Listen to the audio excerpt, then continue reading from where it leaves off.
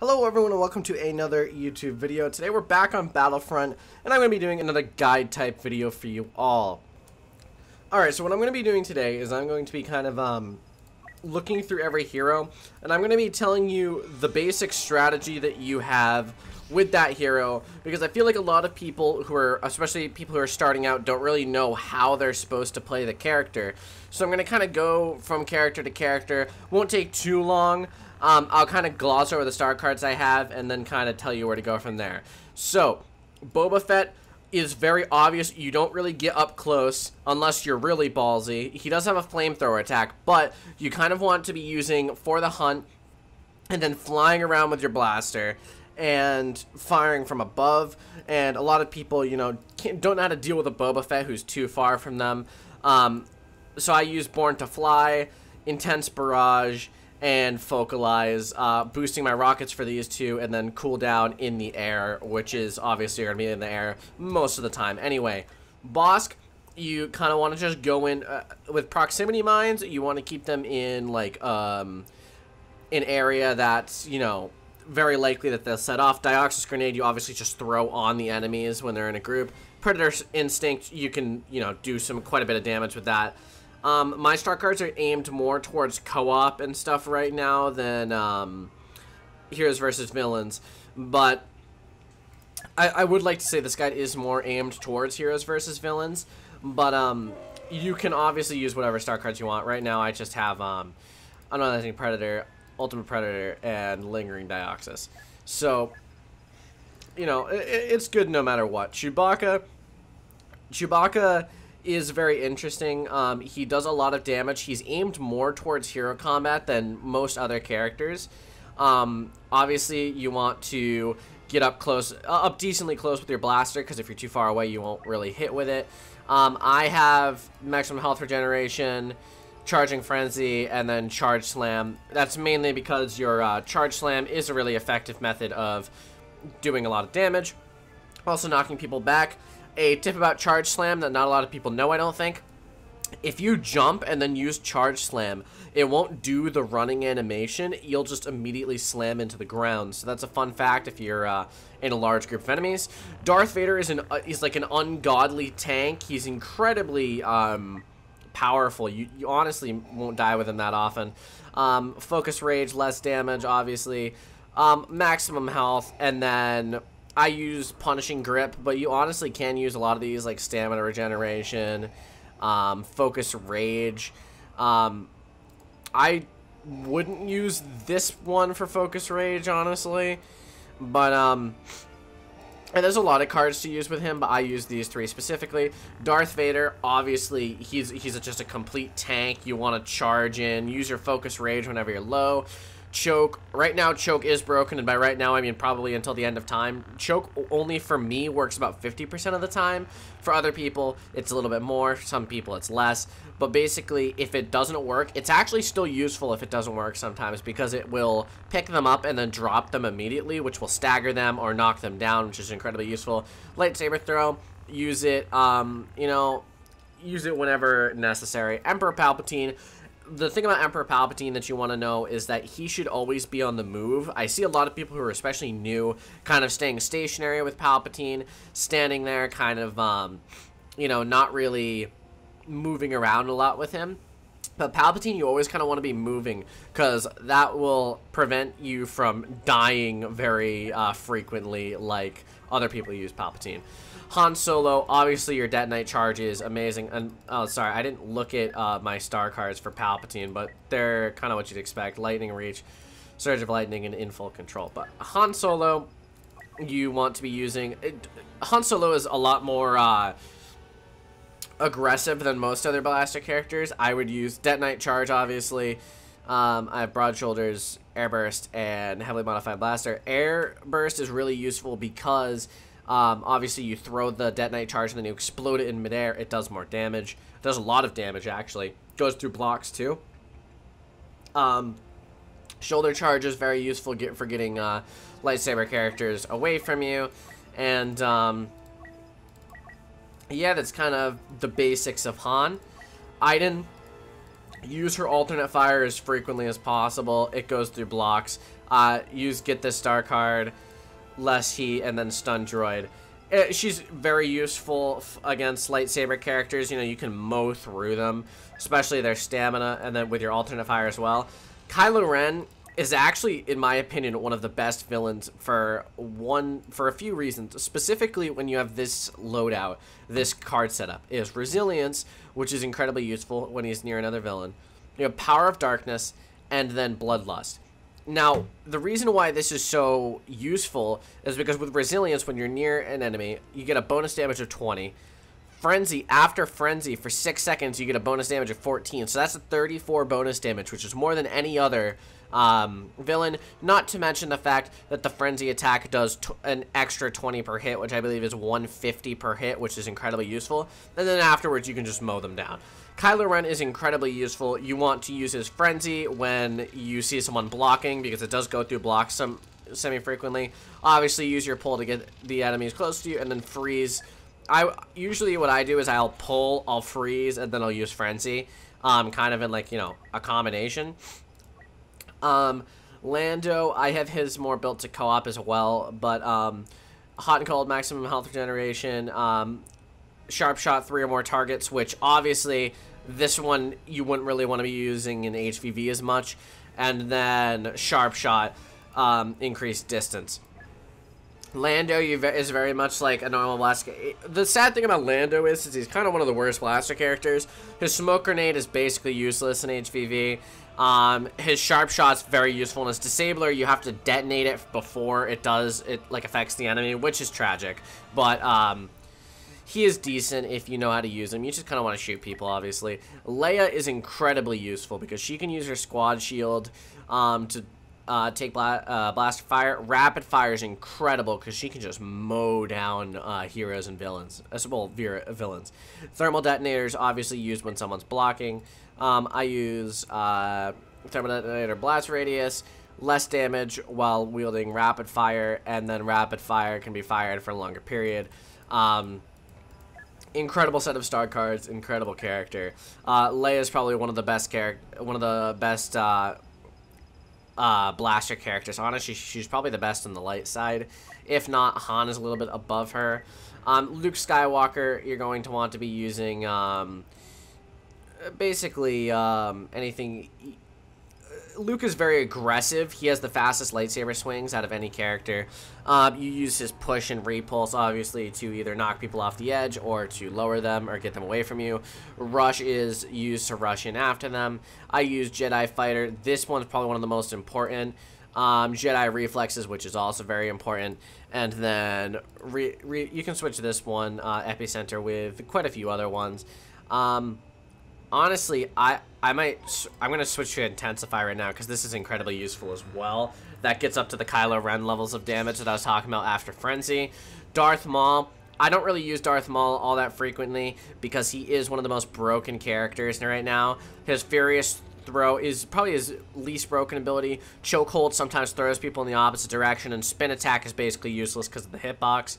But I use faster recharge rate, increased throwing strength, not because this is helpful, but because it's incredibly fun to throw people thousands of feet away. I've gotten people like stuck in the ceiling and stuff because of them. And then Furious Throw bonus damage. Obviously, there's plenty of abilities that you kind of could use that would be more efficient than that, but that's just, for me, what Han's the best at. Rey, obviously, you want to use her dash strike every once in a while to mow down a lot of enemies. Insight's incredibly useful because it reduces her melee stamina costs and increases her damage. And then Mind Trick just fucks people if they don't know how to deal with it, because a lot of new players don't know how to deal with it because they kind of get Mind Tricked and they're like, oh god, what do I do? I would use Resilient Dash. Obviously, you can switch out Resilient Dash with like something like Street Fighter. Damaging Strike is pretty useful. And then, actually, wait, no, sorry. Switch out Damaging Strike for, like, this. And then, Resilient Dash is useful. And then Focus Sight is actually really useful as well because of Insight, which is one of her most powerful abilities.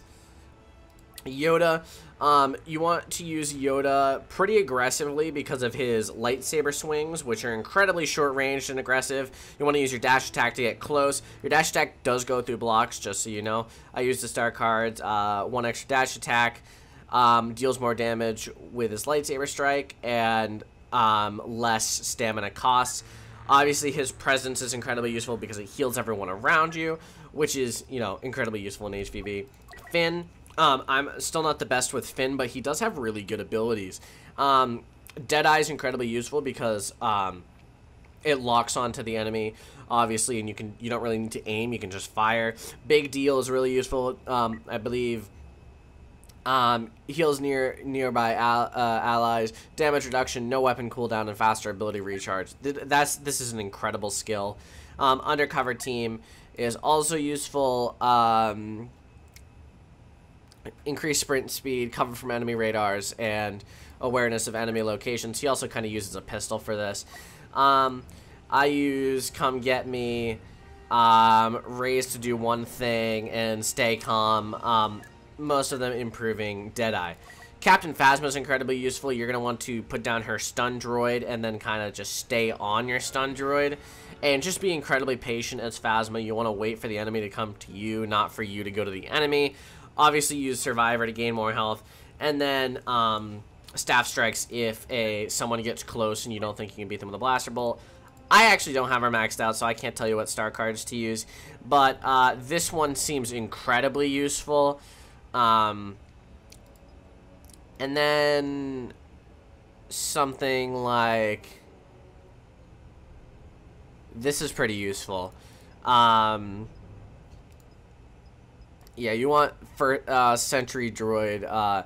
Yeah, this one is good. There's no escape. That seems really good. General Grievous is obviously super broken right now if any of you played against him. Because he has Claw Rush, and you can just kind of move your mouse to the right, and Claw Rush will spin in circles and just immediately evaporate enemies. You can, you know, move them, kill them multiple times. Unrelenting Advance I don't tend to find is useful, and then Thrust Surge is amazing because of its distance. I use Jedi Killer, which is Thrust Surge, increased range. Cowardly Retreat, damage reduction while Claw Rush is active, which is incredibly important. And then once one enemy's been hit, Grievous deals more damage with Claw Rush, which is incredible with how broken Claw Rush is right now. Increased damage 50. General Grievous is probably the best villain right now in the entire game. He's even above Darth Vader, who's generally considered one of the best villains. ObiWan Kenobi. Now, I see a lot of people play Obi-Wan, but they don't know how to play Obi-Wan because he's meant to be played unlike any other light side character and any other lightsaber character. He is meant to be played purely defensively.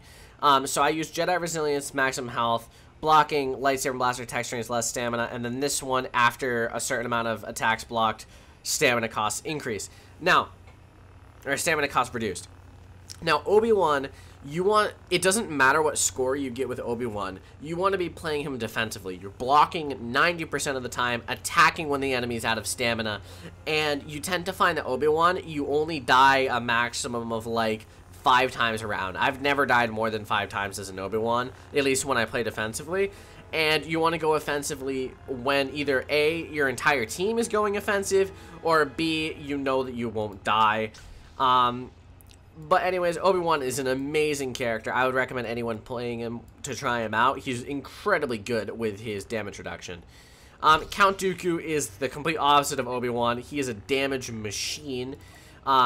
I would use Finesse, which is drain less stamina when attacking. Obviously, that's incredibly useful. Lightning Stun has a faster recharge rate, and then does more damage with Duelist. His Duelist is incredible, but don't use it in the middle of a battle. You want to back up, get away from the battle, use Duelist, and then go back in. Expose Weakness, use that whenever you can. Again, these animations have a large kind of what's that called? Animation time. Like over a second long, which is incredibly painful in a battle. You don't want to use these mid-battle. Lightning Stun is obviously incredible with how useful it is. Anakin's good, don't get me wrong, but he is definitely been broken down by the last few updates. He's honestly not nearly as good as he used to be at all. But his pull dominance and heroic might is still useful. The only problem is heroic might breaks like 90% of the time. Passionate strike has a massive charge up time. Excuse me. Retribution isn't nearly as good as it used to be, but Retribution is still good. I would use Tenacious, which is maximum health. Massive Strikes you can choose to use. The only problem is increased stamina cost, which is actually very significant with Anakin, because you find that Anakin's loses stamina a lot, and then Pull Dominance has a greater range. I find Anakin to be a decent choice, but not as good as he used to be. BB-8 is incredible. Everyone, I feel like, in this community kind of sleeps on BB-8. They're like, BB-8, he's a droid. Fuck him. He's bad. BB-8 is incredible, and I would honestly put him top 10 characters of HVV and co-op and any game mode. And honestly, even top 5 for me, maybe not top 5 for everyone. The problem is that new players and players who don't use him often don't know how to use him.